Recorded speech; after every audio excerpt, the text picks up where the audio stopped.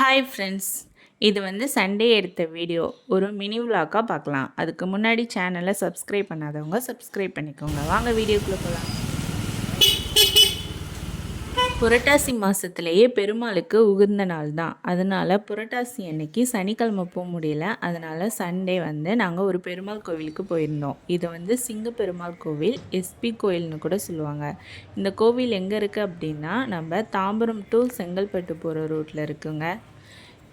கோவில் வந்து construction work போதுங்க. அதனால் வந்து மூலவரை வந்து பார்க்க முடியலன்னு அங்கே உச்சவரையும் அம்பாளை மட்டும்தான் பார்த்து கும்பிட்டுட்டு வந்தோம்.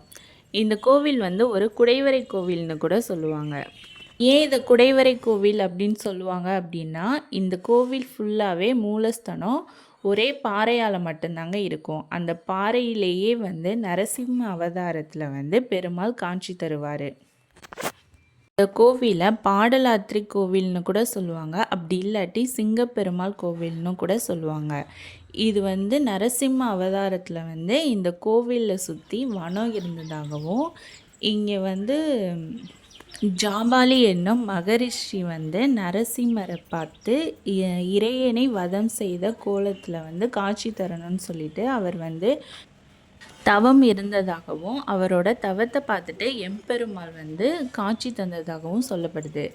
இக்கோவில் வந்து 8ஆம் நூற்றாண்டில் வந்து பல்லவர்களால் வந்து கட்டப்பட்டிருக்கு.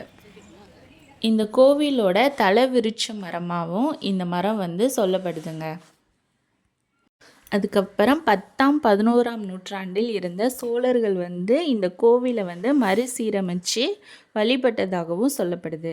நம்ம திருப்பதியில் போனால் எப்படி படி ஏறி இறங்குவோமோ அதே மாதிரி தாங்க இந்த கோவில்லையும் இருக்கும். அதுக்கப்புறம் சாமியும் நல்லா கும்பிட்டுட்டு கோவிலையும் சுற்றியாச்சு. எங்களோட சேர்ந்து நீங்களும் சுற்றி பார்த்துருப்பீங்கன்னு நம்புகிறேன். அதுக்கப்புறம் என்ன பிரசாதம் தான், அங்கே தாங்க போயிருந்தோம். இங்கே வந்து மிளகு தோசையும் அவங்க கொடுக்குற பொடியும் தாங்க ஃபேமஸ்ஸு. இதோட டேஸ்ட்டும் சூப்பராகவே இருக்கும். இது வந்து இன்னொரு ஆஞ்சநேயர் கோவில்லையும் இந்த கோவில்லையும் மட்டும்தான் இந்த மாதிரி டேஸ்ட்டும் கிடைக்கும். இதோட ரேட்டு என்ன அப்படின்னா 30 ரூபா. அது இல்லாமல் புளியோதரை, பொங்கல் அதுவுமே இருக்கும். எல்லாமே வந்து 30 ரூபா தாங்க.